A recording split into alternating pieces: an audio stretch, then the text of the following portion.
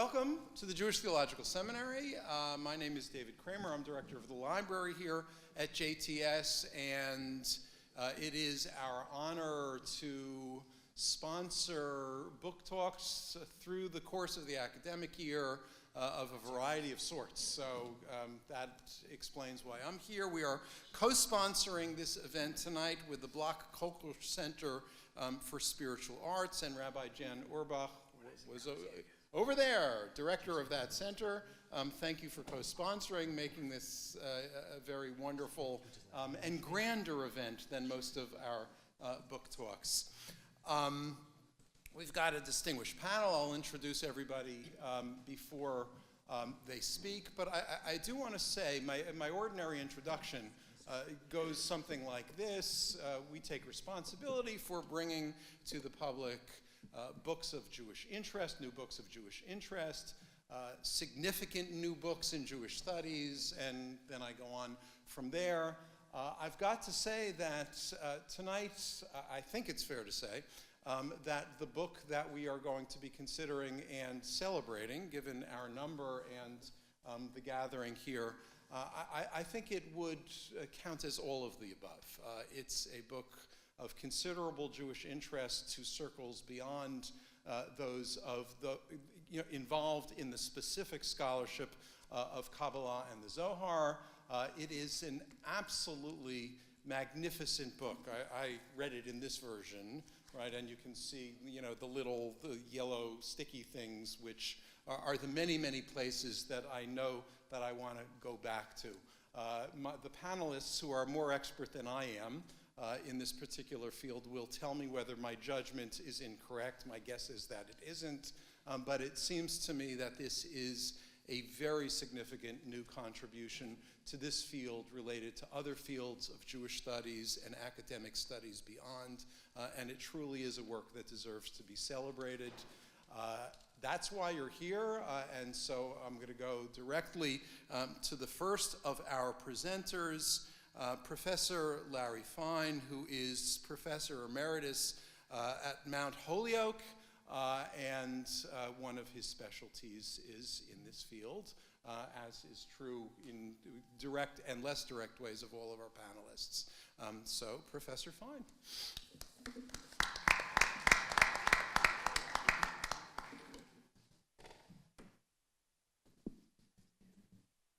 Good evening.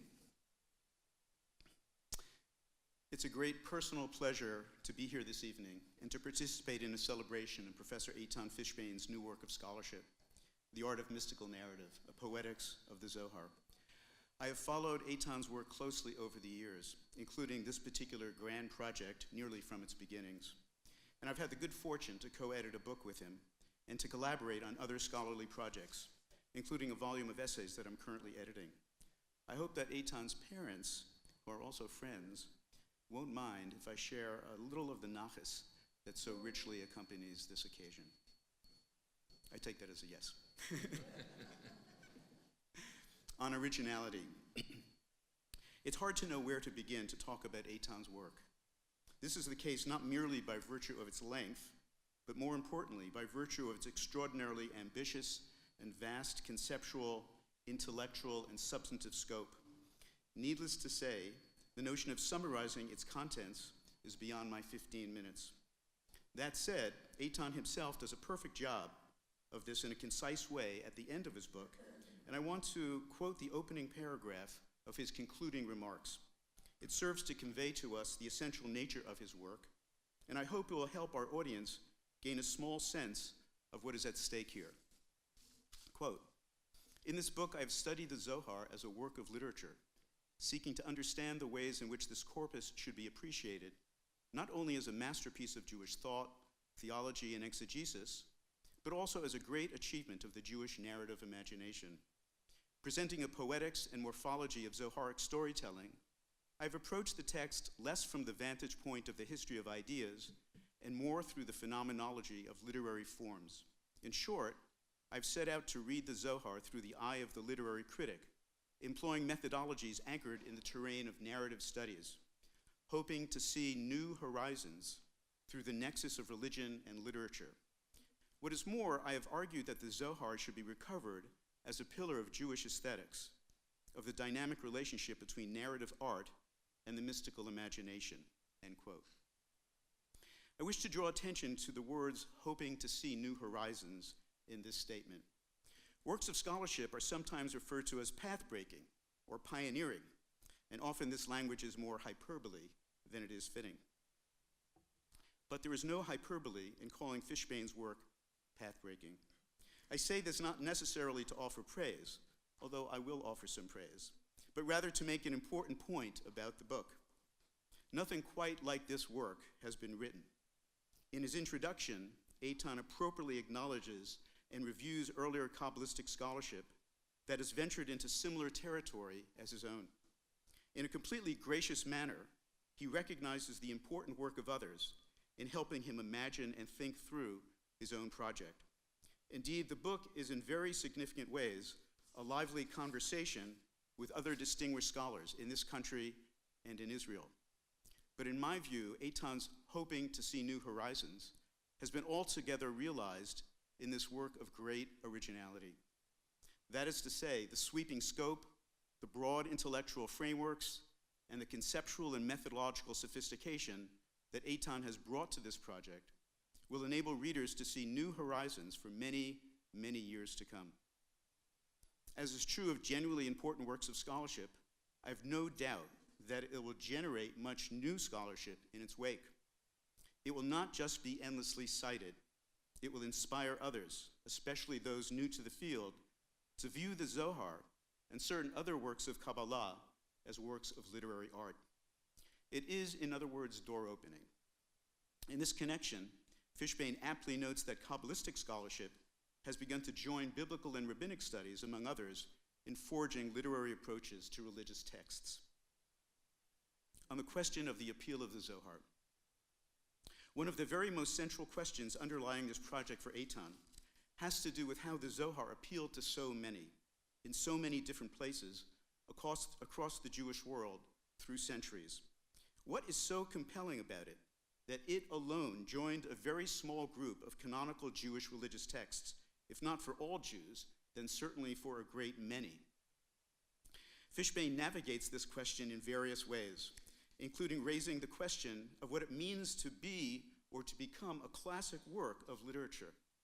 In the case of the Zohar, it is precisely its various poetic qualities that help us make sense of this appeal. Let me again quote a few words by Eitan on this question. Quote, "There is something sublime that is revealed in a great work of art, a transformation of consciousness that allows, perhaps even requires, each reader to refathom its depths. With regard to the Zohar, we might say that the poetic image or symbol incarnates an ineffable dimension of being, evoking the mystery and meaning of existence through the eruption of the beautiful.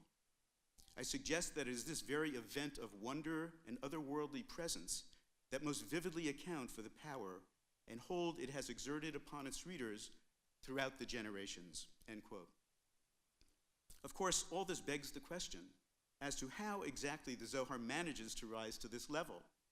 Much of the art of mystical narrative, it seems to me, is in effect in the service of responding to this question about the appeal and reception of the Zohar, the particular nature of the Zohar's poetic language, the dramatic and emotional intensity of its narratives, its mysterious figures who implausibly emerge as repositories of profound wisdom, its sense of wonder and spontaneity, its dialectical tension between the concealed and the revealed, its fictional imagining of the geography of the land of Israel, its employment of a rich and often fantastically fanciful Aramaic, its fictive setting in the time of Rabbi Shimon Bar Yochai, its journeys into magical realism, its endlessly rich array of images and mythologies, its openness in embracing the mysteries of evil and of the erotic, the mystery of a multi-limbed gendered God, its ethical and impersonal sensibilities. All these and more are grist for Fishbane in scrutinizing the question of the Zohar's appeal, all through the lens of narrative theory and criticism. I believe it's worth noting that historically, there was no single way in which the Zohar exerted its appeal. When we examine the historical development of Kabbalah in the wake of the Spanish expulsion, what we see is a gradual dissemination and relative popularization of Kabbalah, especially the Zohar. What had once been strictly esoteric, only transmitted in closed circles from teacher to disciple, beginning in the 13th century, over time became more widely accessible. This occurred in significant part through the printing revolution in the middle of the 16th century in northern Italy, with two competing editions of the Zohar published at just about the same time at Cremona and Mantua. With respect to the Zohar, different communities in different cultural settings related to it in different ways. For example, Middle Eastern Jews believe that simple daily recitation of the Zohar, without necessarily studying its meaning, was a critical form of ritual devotion. North African Jews believed that just having a copy of the Zohar in their home or in the synagogue would protect their families from harm. Some festively celebrated the Zohar at the grave of Shimon Bar Yochai at Meron on Lag BaOmer, as they still do to this day. Others heaped upon it commentary after commentary, expanding its very scope, while in 18th century Eastern Europe, portions of Zohar were rendered into Yiddish, the vernacular for women and so-called ordinary men. Reading Eitan's book makes me wonder how the narrative features of the Zohar that form the subject of his work played a role in the different ways in which the Zohar became so important to so many. It is, of course, a matter of great paradox that a work originally defined by its esoteric nature eventually became the prerogative of greater and greater circles of individuals and communities. What happens when an esoteric work, replete with the features mentioned above, become more familiar and more accessible? Does it retain the mystery and wonder that lies at its heart? Speaking of our own time, what happens, for example, when it is translated into English? In the era of Daniel Matt's magnificent, poetically rich translation of the Zohar, does the Zohar lose some of its mystery, or does it retain it? On deploying a narrative lens. As we have seen, the essence of this book is in its study of the literary and narrative strategies of the Zoharic text.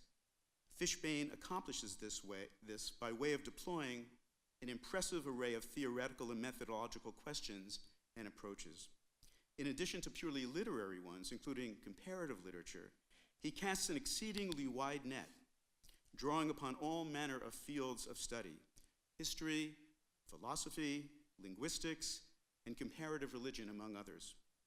But with respect to his primary methodological toolbox, the justification, so to speak, for employing literary analysis in a text such as the Zohar is premised on the confidence that asking questions of this type will open up the text in ways that would otherwise not be possible.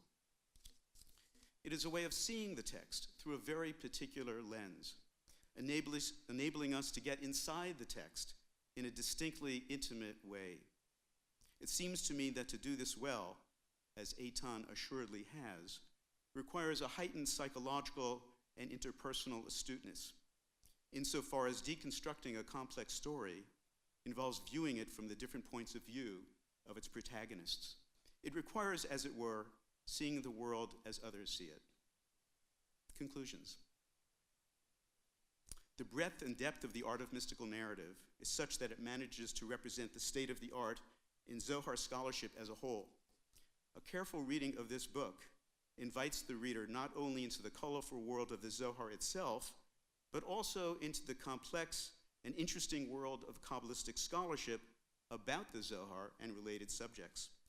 Just about every scholarly question currently contested among Zohar scholars, as well as new discoveries, new subjects of inquiry, and much more, find their way into Eitan's work. The notes alone are a treasure trove, pointing the way to multiple worlds of scholarship.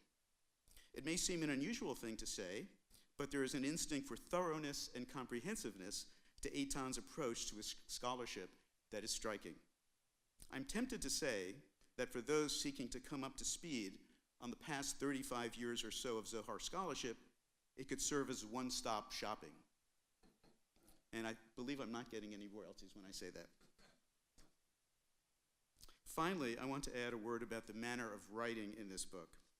It is an example of pure scholarly writing that is at the same time marked by an evident appreciation, excitement, and warmth towards its subject. This is a very delicate thing to do well, and Eitan has done it with great elegance. When I say that this is a brilliant book, I mean it in the literal sense of that word, namely that it is indeed full of great light. Eitan, it is a pleasure to wish you Yasher Koach on this truly great achievement, and may you go from strength to strength.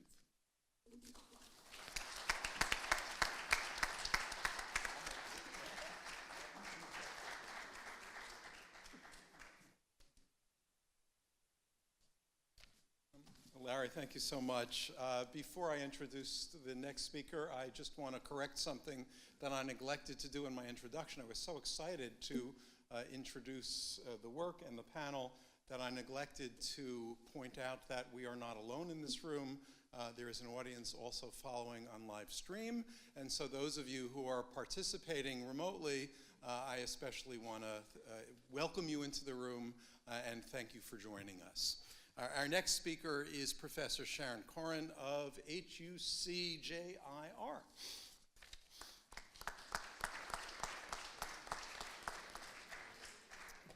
Hello, good evening. I have to say that it is such a pleasure to be invited to speak at JTS. I wrote much of my dissertation in the now non-existent, soon-to-be recreated library, and it is really a pleasure to speak here. So thank you very much. And it is especially a pleasure to speak, to participate in this panel in celebration of Eitan's work. Eitan and I met, seems like 100 years ago, on the 3rd floor of Art Green's house in Newton, where he would have a Thursday evening seminar on whatever topic grabbed him in that specific semester, and I'd have to leave every evening at 10 o'clock to get home to that redhead over there in the corner when she was a baby. So that just shows you how long ago it was. I mentioned Art Green, and I'd like to begin by repeating one of his observations. It's not a direct quote, but Art Green notes that where contemporary medieval Christians tried to convey God's majesty through painting or sculpture, or stained glass, or monumental cathedrals, Jewish tradition limited mystics to words. And so that the Zoharic authors only had words. But if you listen very carefully, or you read very carefully, the Zoharic language creates a virtual kaleidoscope in our minds, as brilliant as the stained glass in the Cathedral of Leon. And the Zohar's poetry makes our spirits fly as high as the buttresses in the Cathedral of Burgos. And in the art of mystical narrative, a Poetics of the Zohar, Eitan Fishbane guides us through the architecture of the Zoharic narrative. Eitan demonstrates how Zoharic narrative and exegesis are inseparable and interdependent, and so that which takes place on the fictional plane is the stimulus for what is developed in the Kabbalistic homily. This book is an extraordinary accomplishment, and there are so many things that I love about this book, and so there are just certain things in broad strokes, and I hope this is not going to sound like a bar mitzvah speech, okay? First of all, I've had the salute of reading it. You have the salute of, I'm not being paid, buying it after the talk. But the language that Eitan uses is truly astonishing. He not only is writing about the artistry of the Zohar, but the very language he uses to describe the Zohar is poetic.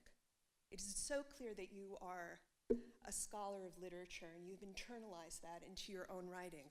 I have to say there are so many, I spoke to Eitan yesterday, and there were so many little locutions that he makes in his book that I actually wrote down because they were so fabulous. One of my favorites is that the Zoharic soliloquy is the equivalent of a cinematic voiceover.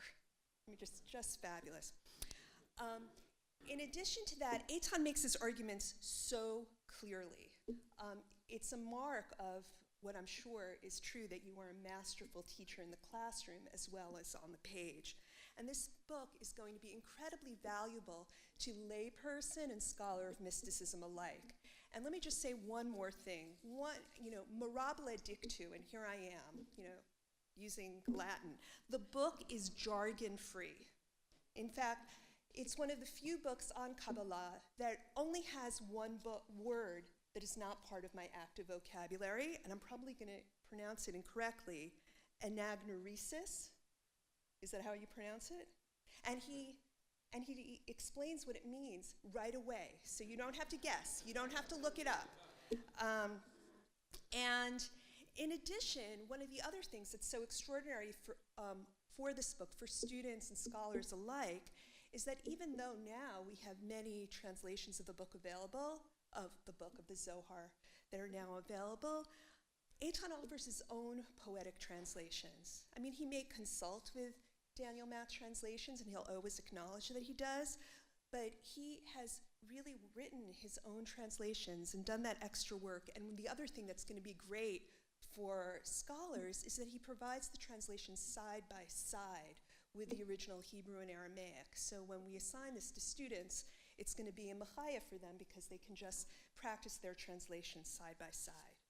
So there are so many wonderful aspects about Eitan's book, and I don't remember how many pages there are, but I think there are around 380, not counting notes or indexes. So I obviously can't comment on all of them, but I'm going to take the advantage of the fact that I have the mic to tell you about what excited me the most about Eitan's work, and it probably reflects my own academic interests. And that is, I personally am very curious about the ways in which the experience of living in medieval Castile influenced Zoharic literature. And I would like to note 3 examples from the many possibilities in Eitan's work in which Eitan places the Zoharic narrative in the medieval and cultural context. By the way, I'm okay. It's okay. We're on a first-name basis, right? Okay. All right. So, and I just would like to say what, just as an aside, as a sidebar, I just like to say what guts it has to do what Eitan has done in his book, because for those of you who are not in the field, there has been a seismic shift in the Zohar studies. A shift that Eitan, again, in a very poetical way, euphemistically refers to as the destabilizing of recent Zohar studies. And that destabilization essentially, al regel echad, on one foot, is that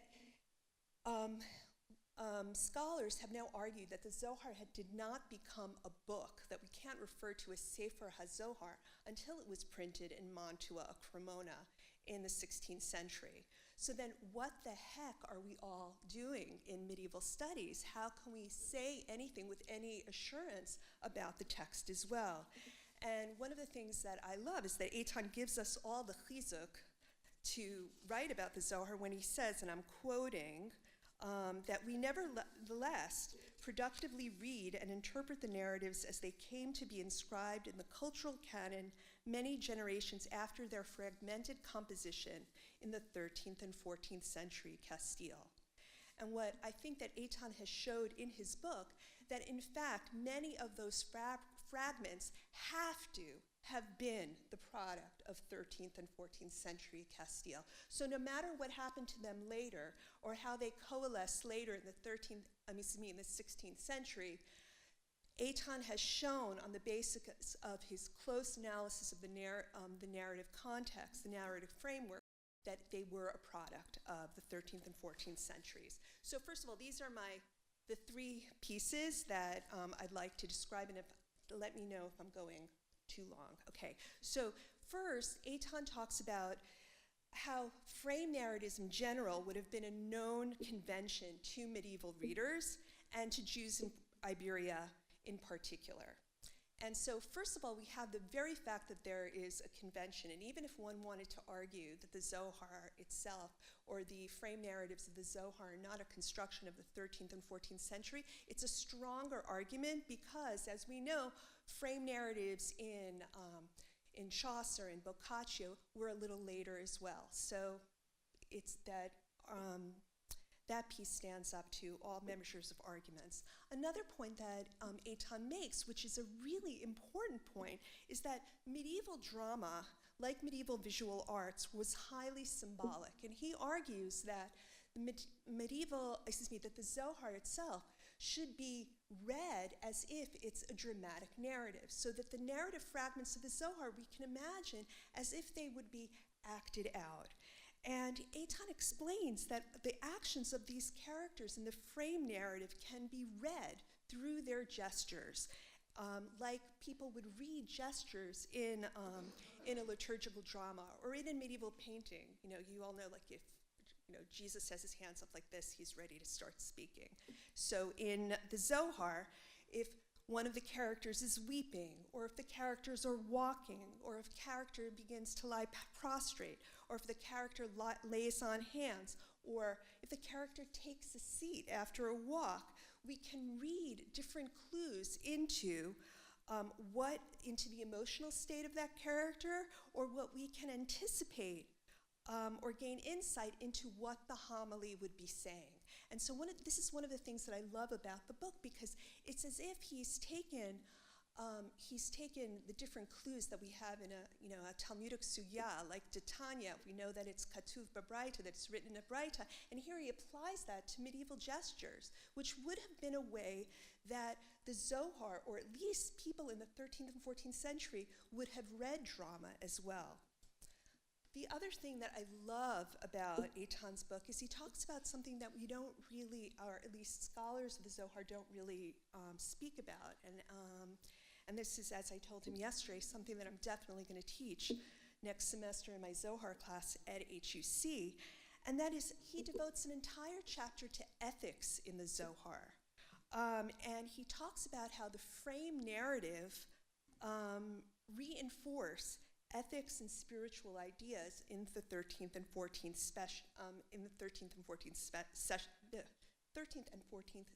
I'm sorry, I'm just going to.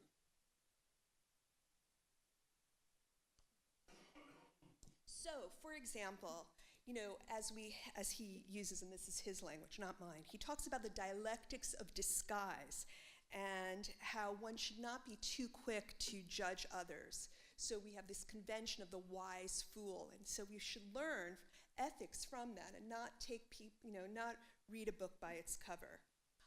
He talks about the importance of forgiveness in the Zoharic narrative, and this is just fabulous and shows you the breadth of his knowledge, because in his piece on the importance of forgiveness and the importance to repent, Eitan does not only rely on the Zoharic narrative, but actually has done the homework and looked at the general Historia of Alfonso the Wise, Alfonso X, which is written in extremely difficult Castilian, by the way, and he shows that there is a parallel between the way Joseph is shown or described as being a paragon of forgiveness in that contemporary Christian work and in the Zohar. He also talks about the idealization of poverty and charity in the Zohar. And though Yitzhak Ber had talked about how this idealization of poverty may be influenced by the Franciscan movement, Eitan takes it further and argues from within as well, and argues that poverty was idealized in the Zohar precisely because if you are poor, you are freer of your bodily prison. You don't have as many accoutrements, so your soul must be closer to God. Just another example that I really like that is extremely timely, which is the midah of controlling one's anger. In an example that Eitan brings, and I think that this is the only example that you have in the book of the Zohar speaking directly to us, the narrative speaking directly to us. The Zohar addresses us directly and tells us that anger rips us apart, and that it allows the Sitra Achra, the demonic other side, to inhabit us, and it's akin, or giving into anger is like giving into idolatry. So one of the things that I noted that I I'd like to contribute for your next edition of the book is you note, which is extremely interesting, he says, and I'm quoting, the ethical ideas that are sometimes part of Zoharic theology are articulated without a clear connection to Kabbalistic symbolism. And this is, I think, the only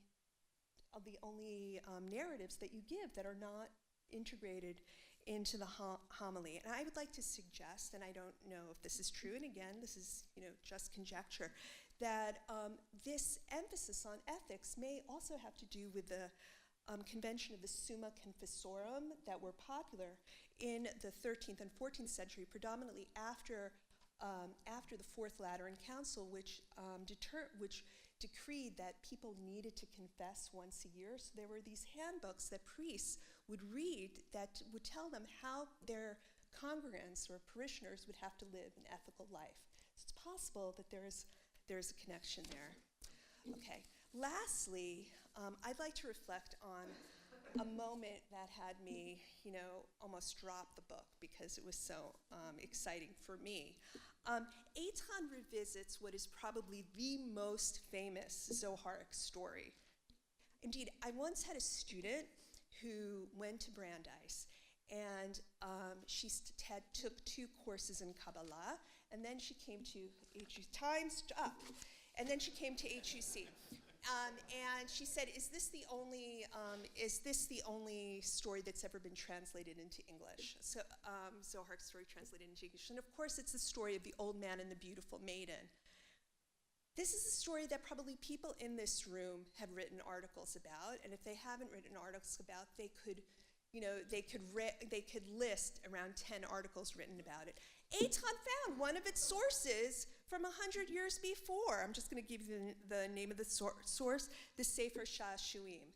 Just an example of how one can look at a source that just is in your face almost every day if you're a scholar of Kabbalah, and just infuse it with new meaning. So anyway, since my time is up, I'll just say, Yasher Koach.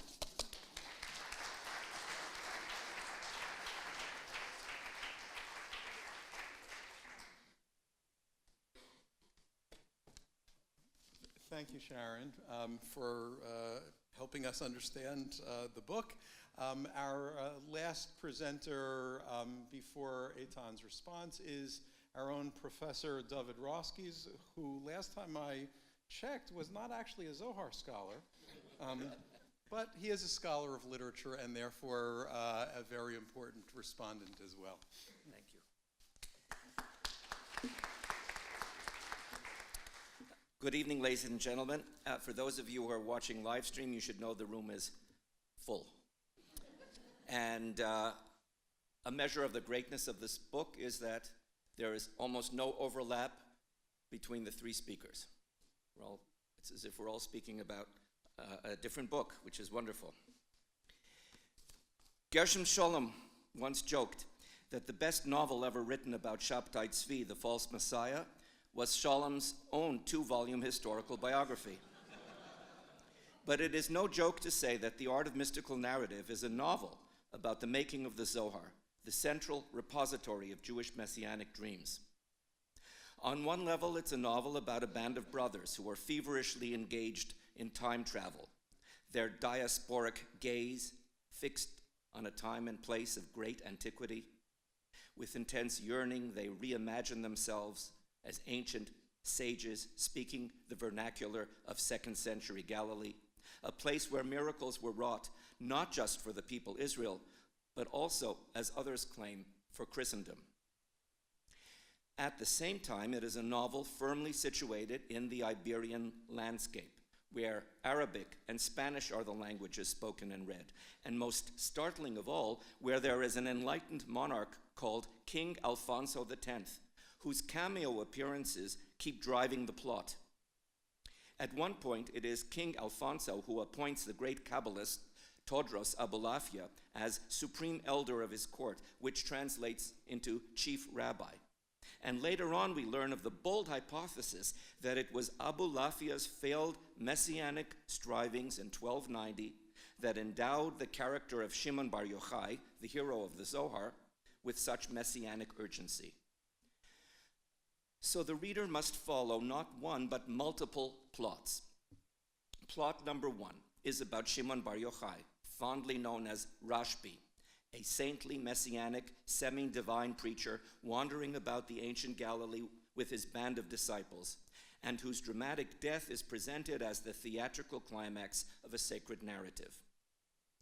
If this sounds suspiciously like the Christian Gospels, then you are the ideal reader, already alive to the second plot line.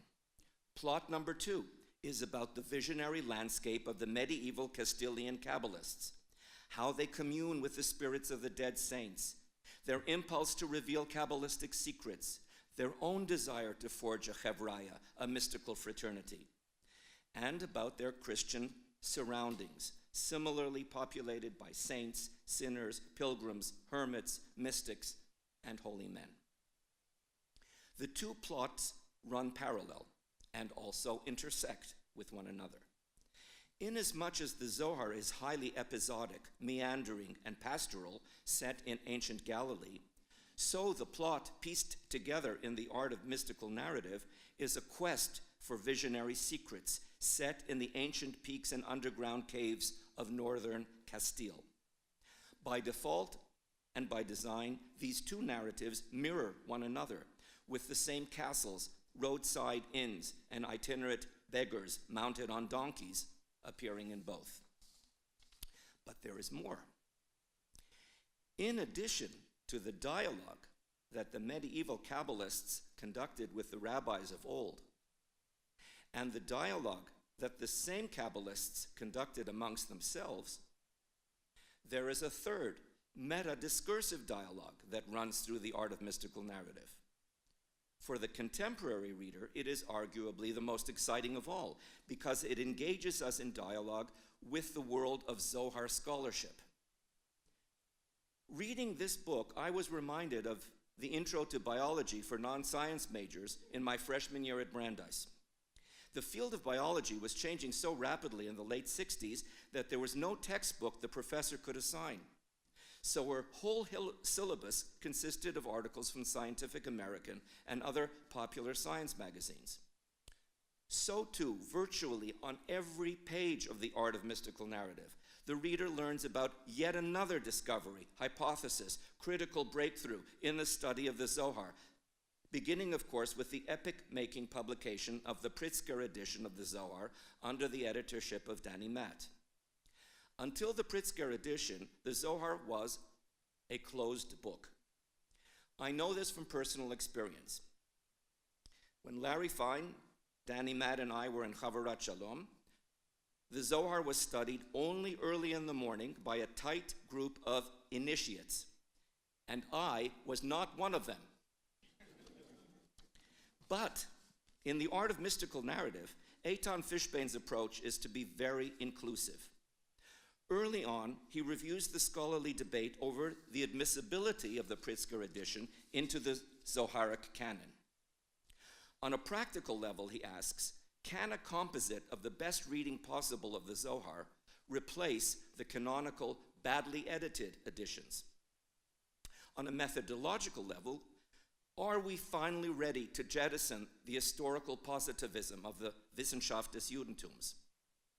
Invoking the authority of Danny Matt, the author rules as follows. Just as the Zohar itself is a new ancient text, so it is permissible to produce a copy that is better than the original, which in turn becomes our new improved Sefer HaZohar. Where variant readings are relevant to understanding a given passage, they're given in footnotes.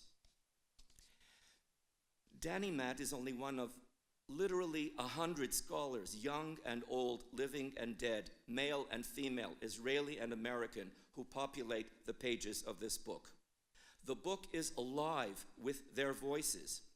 And don't think they are shunted aside to the footnotes, because they are not. Eitan is a master of what I call the politics of citation, deciding who is mentioned in the body of the text and who is relegated to the footnotes. Eitan is generous to a fault. They appear both above and below.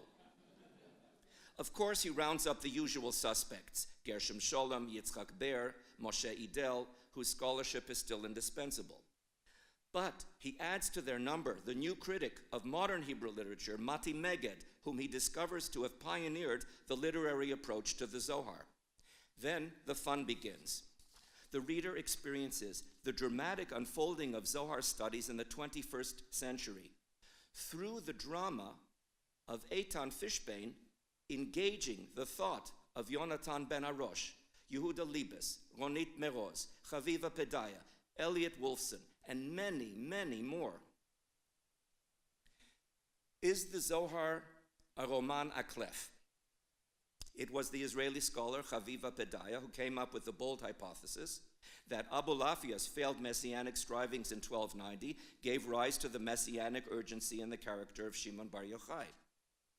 Her colleague, Ronit Meroz, likewise suggested that the fictional figures of Hamnuna Sava and his son, the Yenuka, the original child prodigy, were based on real-life figures in 13th and 14th century Iberia. Meanwhile, Ellen Haskell wrote a whole book on the Zohar's conversations with Christianity, in which she reads Shimon Bar Yochai as a counterpoint to Jesus of Nazareth. Relegated to a brief footnote, it would seem that Eitan is not sanguine about this reading. A roman à clef? Maybe. A systematic counter-narrative? Probably not. What came first? The epic narrative stratum of the Zohar? Its master plot of the teacher-disciple relationship? Or the exegetical mystical passages?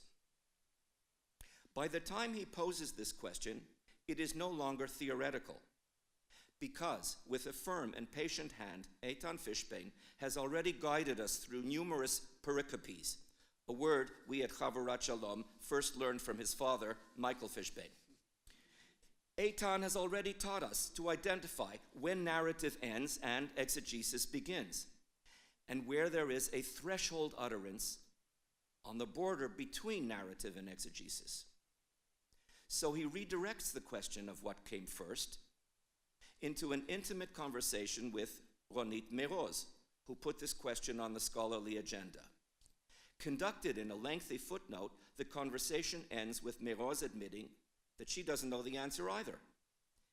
In this way, the huge scholarly apparatus of this book, rather than weigh it down, evolves into a dynamic, open-ended conversation as unfinalizable as the Zohar itself. What is the intentionality of a particular literary form? Did the Iberian Kabbalists know what they were doing? Does it conform to our Western notions of plot, character, drama, realism? How does Eitan Fishbane even come to be asking such questions? Eitan makes no secret of the fact that he is a student of the new school of literary analysis that came to fruition in the journal Proof Texts, a journal of Jewish literary history, founded here at JTS by Alan Mintz and myself in 1981. Proof Texts was a utopian project to map the Jewish literary imagination from ancient times until the present. From the outset, Proof Texts took on big tent topics that represented Jewish culture as continuous, cumulative, and renewable.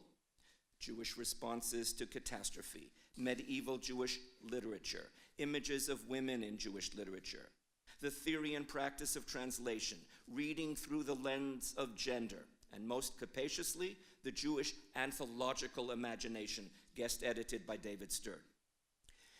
And so it was when Alan and I stepped down as editors-in-chief and a younger cohort took over that Proof Texts published the first collection of essays on Jewish mystical text as literature, in which Eitan Fishbane's The Scent of the Rose was the centerpiece. It was subtitled Drama, Fiction, and Narrative Form in the Zohar. Here was a scholarly agenda as revolutionary as it was restorative. If the classics of Jewish culture were to yield their mystical secrets, then the first step was to subject them to the tools of modern literary analysis. The first step was to read from the inside out. As late as 1963, Saul Bellow opened his paperback collection of great Jewish short stories with the Book of Tobit from the Apocrypha. This is because he was still reading from the outside in. He needed to prove that ancient Jews could write fiction as terse and sexually charged as the stories of Guy de Maupassant. But when a rose is not a rose, when it is a symbolic referent for the female Shekhinah, then something very different is at stake. What's at stake, according to Eitan Fishbane, is a restless search for refractions of divine wisdom in the earthly realm. Then it becomes the task of literary historical analysis to help train the eye of spiritual sight. It becomes the task of the modern scholar to restore the sacred immediacy of the Zohar. This is the spiritually charged language used by Eitan Fishbane himself. Then what is the Zohar's particular literary form? Shall we rest our case with fragmentary epic, magic realism? As you can tell from my remarks, reading the art of mystical narrative has awakened a whole array of associations in my mind and allowed all kinds of synapses to snap into place. The more I read, the more I was reminded of a brilliant synoptic essay by the late Marshall Berman, a Marxist critic who once lived just above Allen Mintz on West End Avenue. The title says it all. A little child shall lead them. The Jewish family romance from Samuel to call it sleep. Let me be clear. He meant the biblical book of Samuel and the modernist classic by Henry Roth. By Jewish family romance, Berman meant a story in which basic family relationships are loaded with metaphysical intensity and are felt to form the ultimate core of being. Or, in simpler terms, Jewish happiness is typically family happiness. To be sure, the mystical fellowship described in the Zohar is androcentric. Except for the Shekhinah, an innkeeper's daughter and the Shunammite woman from 1 Kings 4, it is a world devoid of women. And Eitan is none too happy about it. Yet the art of mystical narrative is alive with father-son, master-disciple relationships that are nothing if not fraught with passion and eros, abiding love and acts of bonding.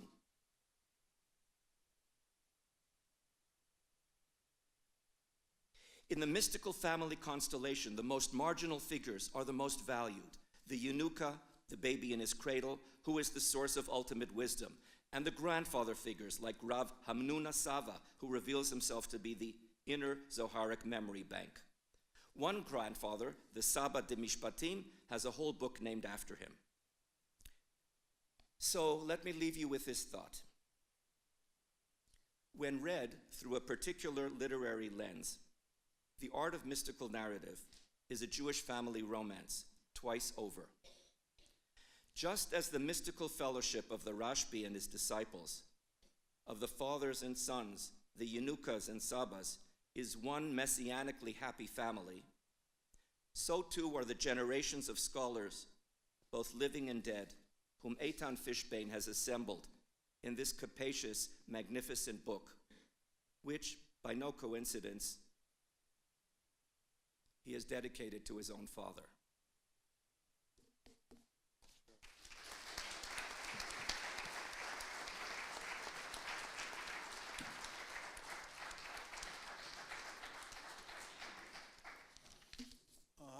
And the time has come.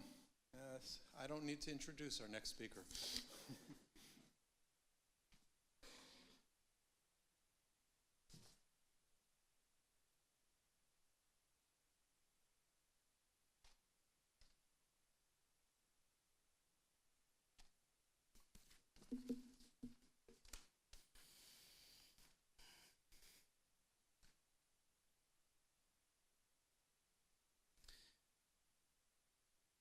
Good evening, friends.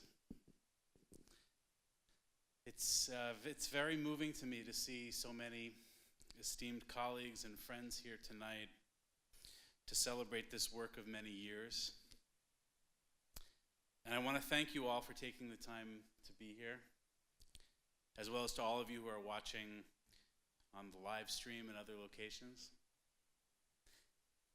I'm particularly grateful to my colleagues, Professors Fine, Koren, and Roskies, who so generously took the time and care to read and respond to my work. I am deeply honored and moved by your words tonight, and I offer you my most heartfelt thanks. A big thank you as well to Professor David Crane, librarian of JTS, for moderating and hosting this event, and to Mr. Hector Guzman for expertly arranging all the many logistical details for this evening. I'm likewise very grateful to Rabbi Jan Urbach and the Bloch Kolker Center for Spiritual Arts at JTS for generously co-sponsoring this event. And on a personal note, it's a special pleasure for me to be able to recognize and welcome my parents, Mona and Michael Fishbane, my brother, Alicia Russ Fishbane, and my wife, Julia Andelman. It means a great deal to me that you are all here tonight. It is powerful to me to mark the occasion of my book's publication in this way, given that the birthing of this project into the world feels like a liminal moment in my career and in my development as a scholar and a teacher. And it's wonderful to do this at JTS, my intellectual home now for more than 12 years.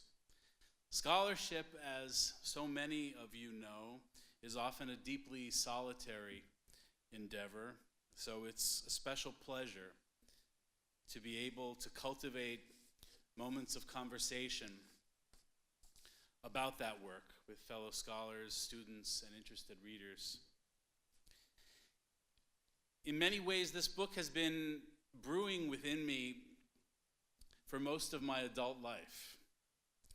Ever since my very first forays into the Zohar as a college student at Brandeis, at a time when I was also captivated by the presence of mystical and spiritual themes in English and American poetry. This project, therefore, flowed from the grounding insight that mystical speech may be characterized as a kind of metaphysical prose poetry. The attempt, like those of so many other poets, to give artistic voice to the transcendent reverberations of spiritual feeling and thinking. The Zohar, in its rich mytho-poetic speech, evokes the mysteries of divinity with a lyric rhythm, an interpretive brilliance, and an imaginative depth unparalleled, I dare say, in all the rest of Jewish religious literature and thought. I'm a little biased, but as we have already heard here tonight, those discourses of mystical theology and midrash are framed within the great story of a fictionalized Rabbi Shimon Bar Yochai and his disciples on their wandering quest through a reimagined ancient Galilee. My book seeks to zero in on this narrative dimension of the Zohar, to study this major piece of the Zohar as fiction through the manifold lenses of literary studies. And while the poetic features of the Zohar are considered at various points in the book, I decided to make the focus of this study be the fictional storytelling forms of the Zohar, the episodic and sometimes fragmentary way that the sojourn and the quest for hidden meaning by the mystic characters is constructed and represented in the text. Thus, my work studies this masterpiece of Kabbalah through an interdisciplinary prism, through the nexus of two often separated fields of inquiry, the study of religion and the study of literature, or more specifically, and maybe a little bit jargony, the phenomenology of mysticism and narrative form criticism. Though Kabbalah has long been seen in relation to medieval Jewish philosophy, my research has sought to recover the deep lines of connection between the Zohar and the study of Jewish literature. So since you have now heard quite a bit about the book from my distinguished colleagues, and in the spirit of literary events, I'll now read a few passages aloud so you can get a further flavor for the book, and also to hear some of the words in the voice of their author.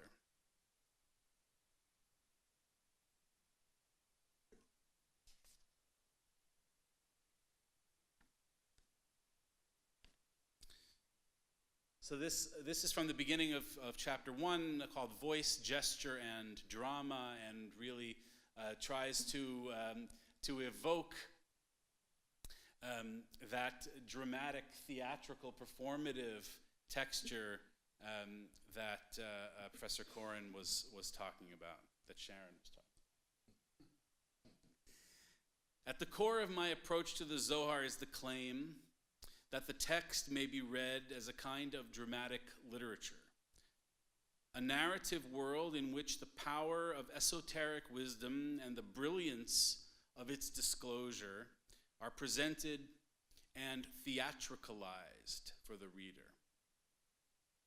Within this performative framework, the intimate and reverential relationship between the master and the disciples is on display, and the fictional scenes serve as the context in which the homiletical mysticism is delivered and received.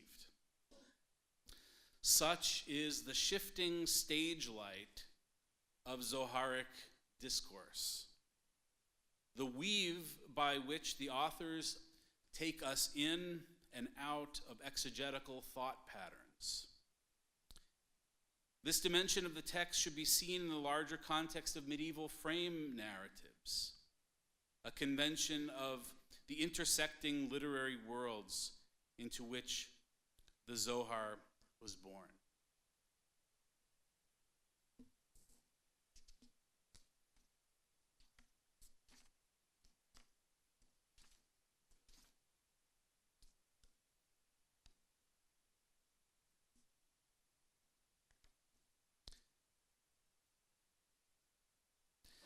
So in this next passage, also from the same chapter, starting on page 76,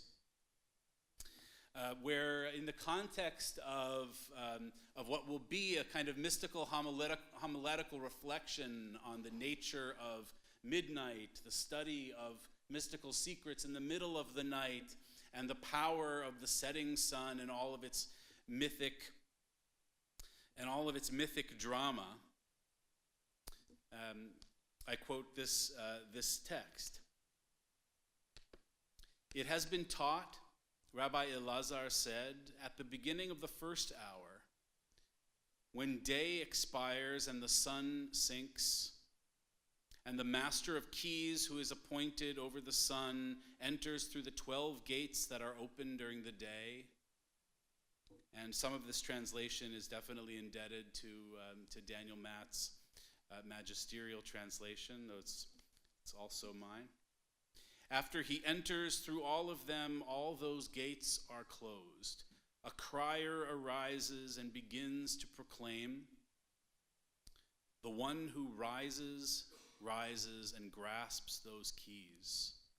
When the crier finishes, all the guardians of the world assemble and ascend, no one opening a portal, all calming down. Mystified? Here, now this is me. Here we see the mythic poetry of the Zohar at play. The wonder of sunset is evoked through an aesthetics of metaphor. The energies of day released like the outflow of breath. The sun entering below the border of visible horizons. The texture of daytime is portraited as a series of gates, openings in the fabric of reality.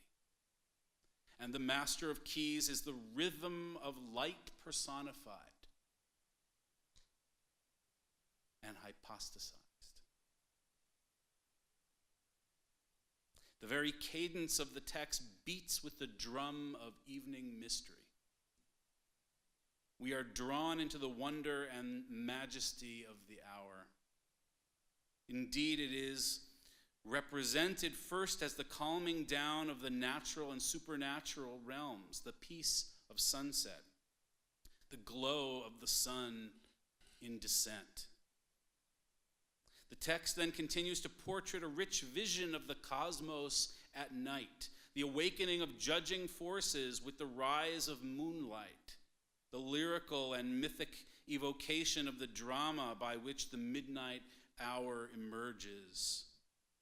At midnight, quote, "At midnight when birds awaken, the north side arouses with a wind. A scepter of the south side stands in its place and strikes that wind. It is then calm and fragrant." Here we have a mode of pastoralism wrapped in metaphysical mystery.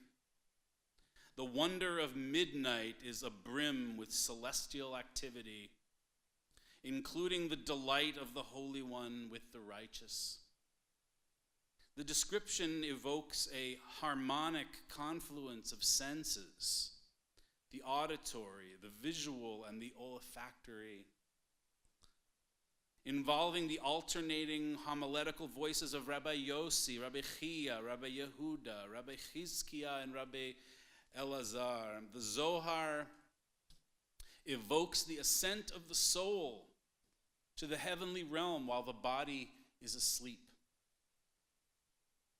As Rabbi Chia says, while a person lies asleep, his soul leaves him and testifies about him. This is the time of night. This is, end quote. Now this is me again. This is the time of night when the Holy One descends to the Garden of Eden to delight with the souls of the righteous, and the force of divine emanation flows down onto he who rises at this hour to study the mystical secrets of the Torah. As the homiletical narrator makes clear through the interplay of dialogic exchange, the kabbalist who wakes at midnight emulates the Holy One, blessed be he. The streams of divine blessing course through him as inspiration and illumination.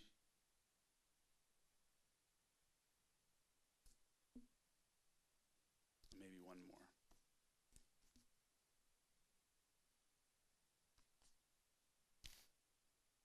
This section is from chapter 2, called Encounters Along the Way, and it's part of a long section where I study different scenes of the outdoor wanderings of the Zoharic characters, right? Because as I'll say here, so much of the Zohar takes place out of doors in the natural world, which itself is enormously fascinating. And part of what I study here is how certain types of mystical insights, actually specific Kabbalistic associations, happen specifically in the natural world and prompted by particular things that they see and sense.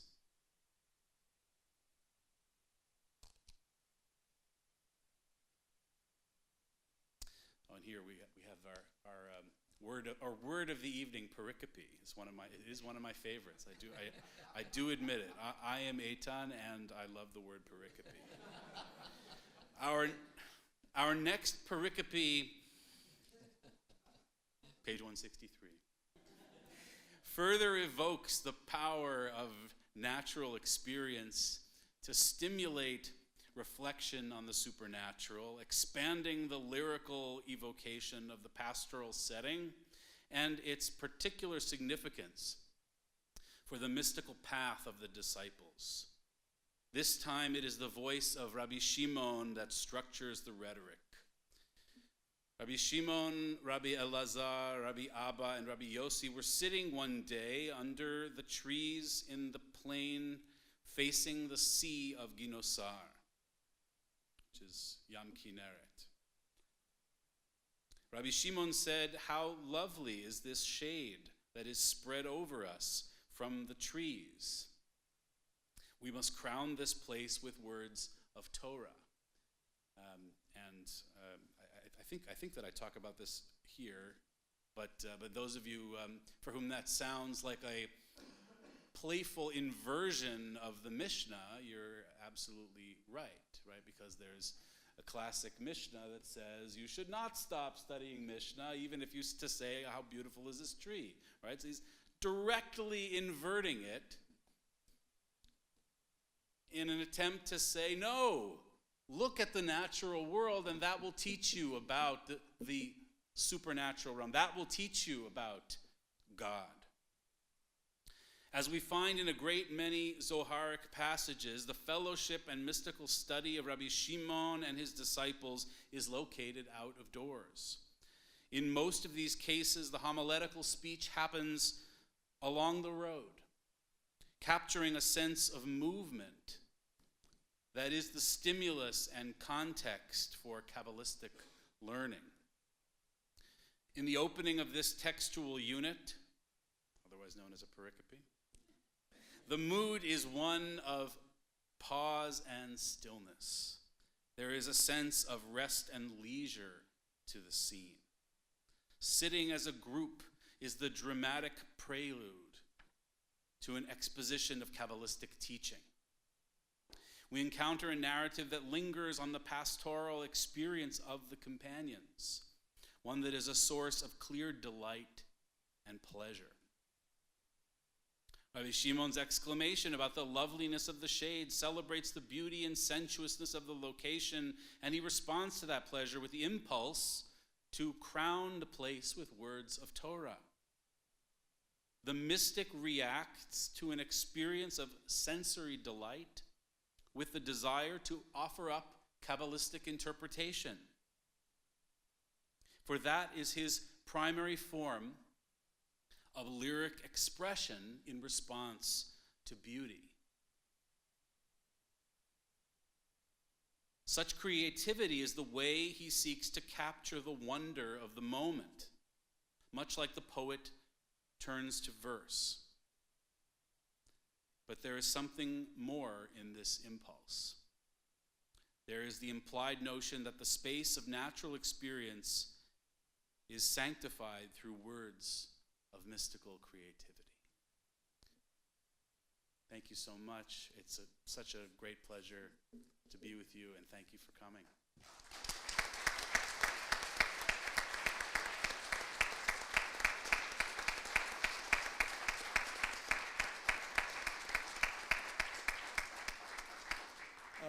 Eitan, I hope you'll agree that the highest praise I can offer you this evening is to say that what you just read to us and the words that you shared with us were nothing less than pericopotic. Okay.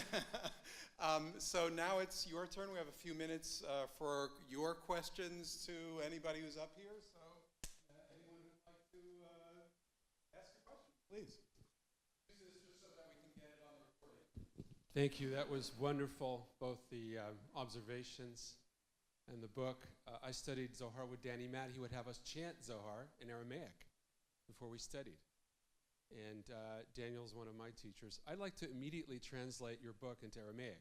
So I think a neo-Aramaic, Atik Yamin Chadishin Ilah, would be fitting of your magnificent words. Thank you for this book. I'm looking forward to reading it very much, using it with my students. Also, I'm debating whether to get it on tape, digital, so I can walk around in nature with it, because that would be most fitting rather than sit and study. But thank you so much for this. I think we'll all be contributing and inspired by it for years to come. Thank you so much for it. Titchadesh. Thank you, John.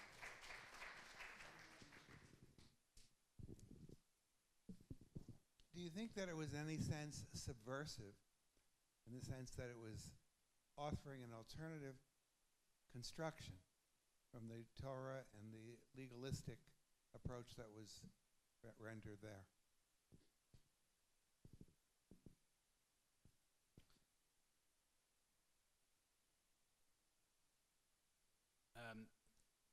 I think very much so, despite the fact that that Kabbalah and kabbalists, as reflected in their term of art, Kabbalah, were also deeply traditional, deeply conservative, right? But they were also, especially the authors of the Zohar, radically original. And one of the, and I thought you were going to mention this also, this Sharon, when you were talking about the story of the Levushe Torah, the garments of Torah, that's reflected in that story, right? The famous story that many here are familiar with about the idea of don't be taken in by the idea that Torah is just about literalism, right? Realize that actually it's the deepest mysteries about God that are breathing and singing through the words of the text. And actually one of the moments that I found really stunning in the research, what was really exciting, was also encountering in the prelude to Juan Ruiz's Libro de Buen Amor, the Book of Good Love, essentially a statement that you shouldn't think that the meaning of this book that I am giving you, Juan Ruiz, which is about all kinds of debauchery and all kinds of other forms of love, is really to be taken at face value, but rather is to teach you about the mystery of the love of God, which rings out to me as the fact that that either the authors of the Zohar were reading Castilian literature, or rather that this was percolating, right? That certainly in terms of when that text emerged, this was percolating in the folk literary culture of the time. So I guess that's a bit of a tangent to what you were saying, but to say that there is a certain radicalism and a certain subversion in the sense of a kind of eruption of new meaning, and saying don't think that the Torah is just what it seems to be, but the Torah is replete with the divine mysteries.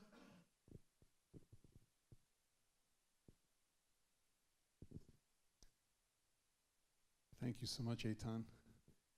Beautiful words. Looking forward to reading.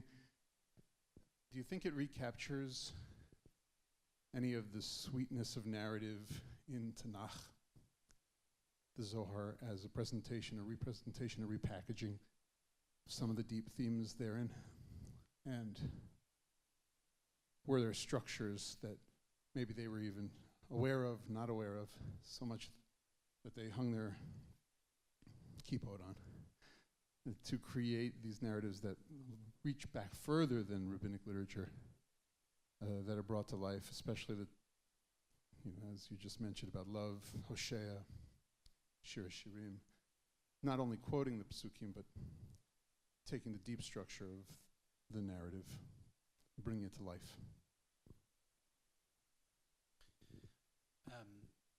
I think it's fair to say, right? I mean, you certainly alluded to the reverberations or the influence of rabbinic story, but certainly they were completely saturated with stories of the Tanakh and with the literary texture of the Tanakh. And despite the fact that they said, right, as I just mentioned, despite the fact they just said, don't think that these are just Sipurin be'alma, that these are just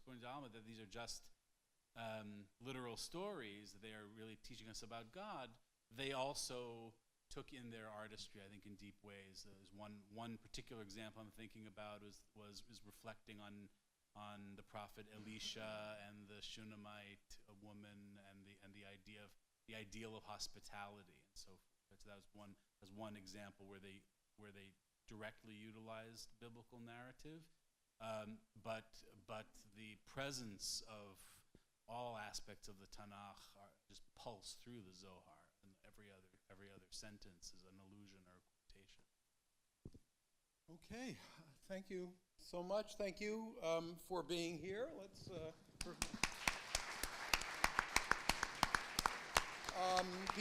Before you go, I just want to say that we've got another book talk next week, Tuesday. Wendy Zierler, a colleague of yours, Sharon's, will be here to speak about her book, Movies and Midrash, Popular Film and Jewish Religious Conversation. So I invite you to come back then. And please don't run. Please don't run. Books are for sale. But this is an academic book. Right? And academic books take a lot of time to produce, and they wind up costing more than other kinds of books. But to put it in perspective, right, it is very important. Right? This is my promotion of academic books. Thank you, David. Right? This book is, as you've heard, a window into the art, poetry, and drama of the Zohar. It costs barely more than 3 entrances to the Metropolitan Museum of Art. It costs the same as, and by the way, you're getting it at the author's discounts. It costs the same as an orchestra ticket at the Philharmonic. It costs less than a ticket in the dress circle at the Metropolitan Opera, and it costs way less than an orchestra ticket at the Beacon Theater this week to Bob Dylan. Yeah. Wait, are you going to? What? Are you going to? I am going, yeah. What night are you going? Thursday. Thursday night, I'll see you. Okay. Hey, all right. Okay. Please let the author make his way to the table. Checks paid to the author are acceptable. Thank you for coming.